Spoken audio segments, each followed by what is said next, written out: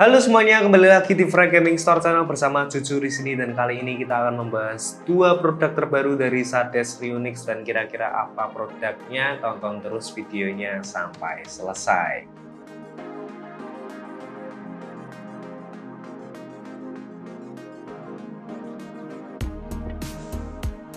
Oke, tentu saja kalian sudah tahu produknya apa karena sudah pasti tertera di thumbnail kita ya. Dan ini dia dua produknya, yaitu yang pertama ada deskmat dari Ryunix, Sades Ryunix RD84. Di sini Control Gaming Deskmat, yang mana di sini ada tulisannya Yoru Edition. Mungkin itu hanya penamaan untuk garis desain dari deskmat yang satu ini.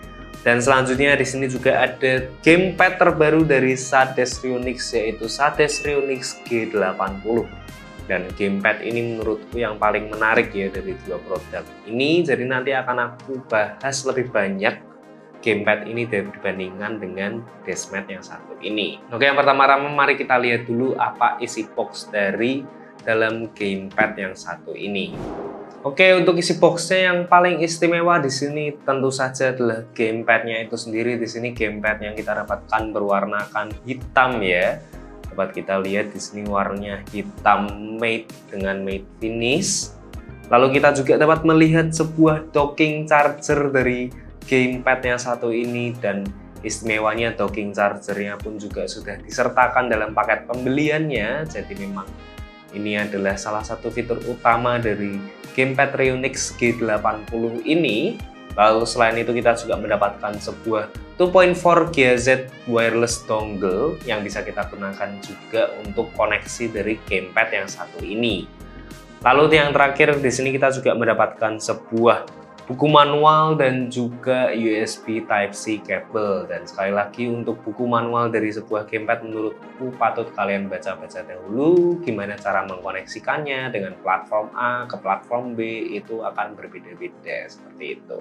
Oke, langsung kita bahas dulu nih dari gamepadnya. Gamepad G80 ini sendiri menurutku memberikan fitur yang sangat bagus di harga yang diberikan oleh Sades Ryunix di sini.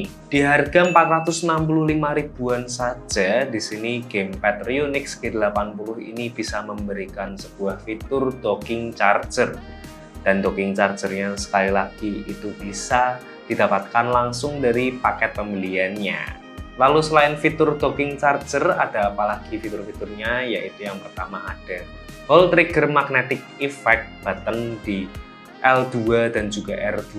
Lalu juga ada Hall Effect magnetiknya di bagian joystick ini. Jadi kedua joystick ini juga sudah menggunakan Hall Effect magnetic gitu. Lalu selain itu gamepad ini juga sudah diberikan dual vibration motor yang menurutku sudah sangat bagus vibrationnya. Lalu selain itu di sini gamepadnya sudah dual koneksi ya, yaitu menggunakan 2.4 GHz wireless dan juga wired connectivity. Memang sangat disayangkan di sini belum ada koneksi Bluetooth. Jadi kalau kita ingin menancapkan ke Android tablet atau mungkin ke smartphone kalian, itu harus menggunakan adapter lagi karena dongle bawaannya ini hanya berupa USB-A, tidak ada yang USB Type-C seperti itu. Dan untuk konektivitasnya di sini bisa kita koneksikan ke beberapa platform, yaitu PC Windows, lalu PlayStation 3, Nintendo Switch, dan juga Android. Android itu bisa seperti smartphone Android, lalu Android TV seperti itu juga bisa, selama ada USB slot atau kalian gunakan OTG kalian. Dan untuk smartphone tentu saja harus support OTG dulu nih untuk cek chargingnya. Oke, selain itu di sini kita juga menemukan fitur lagi di bagian tombol R2 dan L2-nya ini.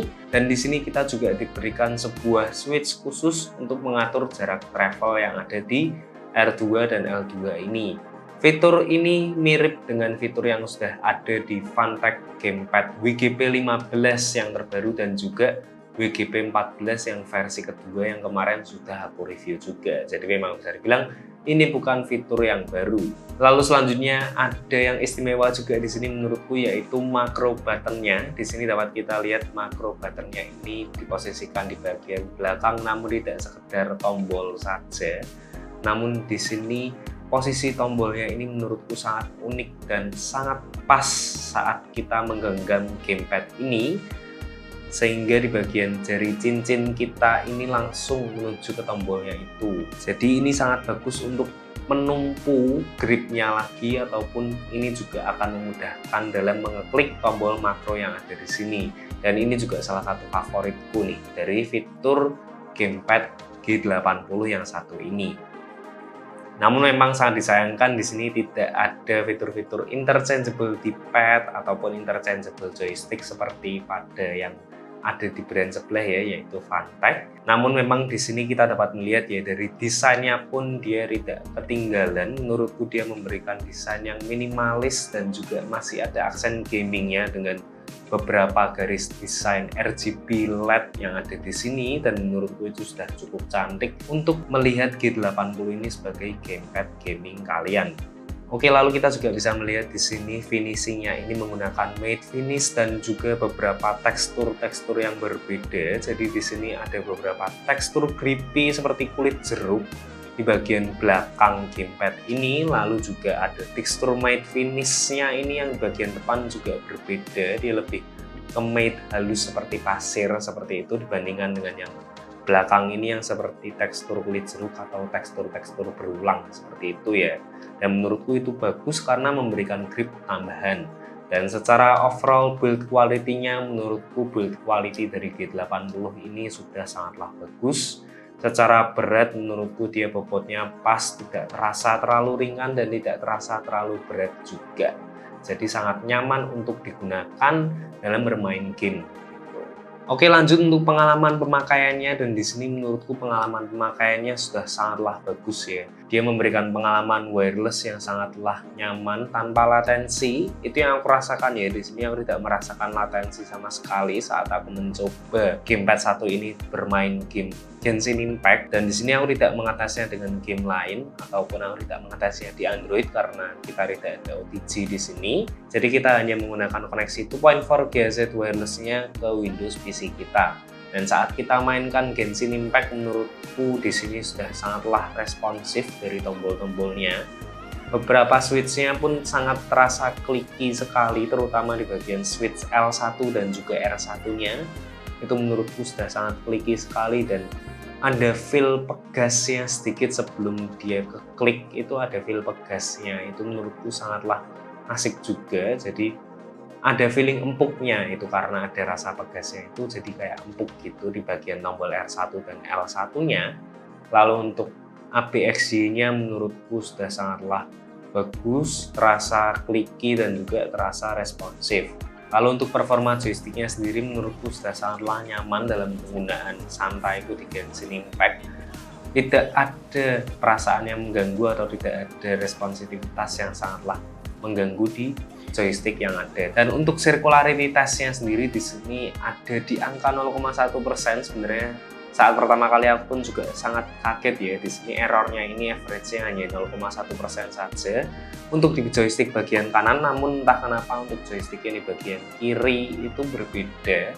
Kalau di unitku ini ya, itu ada di angka 0,3 sampai 0,4%. Jadi menurutku mungkin itu hanya terjadi di unitku saja. Harusnya menurutku sama sih, sama-sama 0,1%, dan angka average 0,1%-nya itu menurutku sudah sangatlah rendah. Bisa dibilang ini yang paling rendah yang pernah aku temukan di sebuah joystick.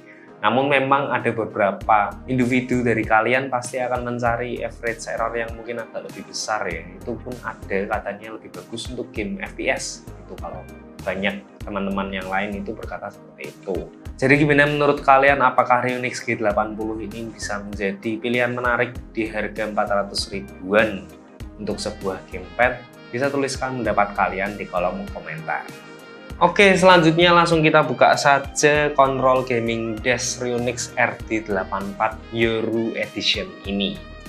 Langsung kita lihat saja seperti apa kira-kira dashmat yang terbaru dari SatDash Ryunix 1 ini. Dan bisa dibilang ini adalah dashmat pertama dari SatDash Ryunix ya, yang mengatasnamakan brand Ryunix ini baru ini saja.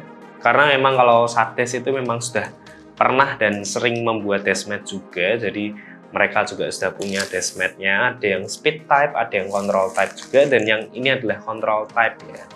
Dan dapat kita lihat di sini, oke, di sini menggunakan desain yang Jepangan ya guys di sini ya. Ya ini desain yang sangat banyak orang suka ya, terutama mungkin teman-teman kalian yang suka Jepangan gitu mungkin akan favorit dengan deskmat yang satu ini.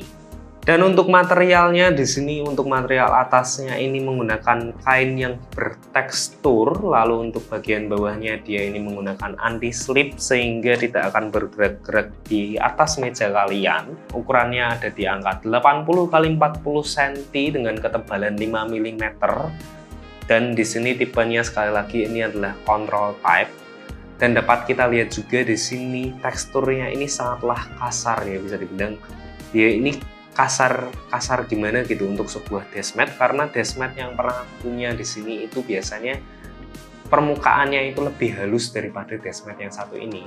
Tapi kasarnya ini tidak sampai yang terlalu kasar sehingga bisa bikin baret permukaan kulit kalian ya. Bukannya seperti itu, tidak seperti kasar kayu, tapi memang kalau kalian pegang sendiri pasti akan bisa kalian rasakan sih kasarnya deskmat yang satu ini itu seperti apa. Dan juga overall untuk secara kerapihan di sini menurutku sangatlah rapih dari jahitannya dan juga dari desainnya sendiri. Itu preferensi pribadi ya, apakah kalian suka dengan desain yang satu ini atau kalian tidak suka dengan desain yang satu ini. Itu monggo bisa kalian tuliskan pendapat kalian di kolom komentar. Dan untuk performanya sendiri menurutku di sini performanya sudah cukup bagus ya untuk sebuah control deskmat, dan di sini memang benar-benar ada rasa seperti kesetnya saat kita sliding mouse di atas deskmat yang satu ini. Jadi menurutku ini bukan tipe yang speed, memang benar. Jadi di sini tidak terlalu licin, dan di sini aku mengetesnya menggunakan Icarus V2 dari Press Play. Itu PTFE dari mouse ini tuh tidak terlalu licin di atas deskmat yang satu ini, jadi untuk slidingnya ini lebih bisa kita kendalikan lah kalau memang kalian suka dengan tipe-tipe deskmat yang tidak terlalu halus seperti itu. Dan sayang sekali memang untuk harganya di sini aku belum bisa menemukan kira-kira berapa harga dari deskmat yang satu ini, tapi kalau boleh aku tebak mungkin bisa di kisaran 100.000 sampai 150 ribuan lah. Itu kalau aku lihat dari beberapa deskmat yang sudah pernah dibuat oleh Sades gitu. Oke, menurut kalian bagaimana kira-kira dengan kedua produk terbaru dari Rionix ini? Di sini ada deskmat RD84 dan juga sebuah gamepad G80 dari Sades Rionix. Bisa tuliskan pendapat kalian di kolom komentar. Dan terima kasih sudah menonton video ini sampai selesai. Jangan lupa like video ini kalau kalian suka dan juga share ke teman-teman kalian. Siapa tahu ada yang butuh sebuah deskmat maupun sebuah gamepad wireless. Dan jangan lupa untuk subscribe channel kita untuk melihat video-video menarik lainnya tentang review gadget gaming dan juga gadget elektronik lainnya. And as always, sampai jumpa dan jangan lupa bahagia.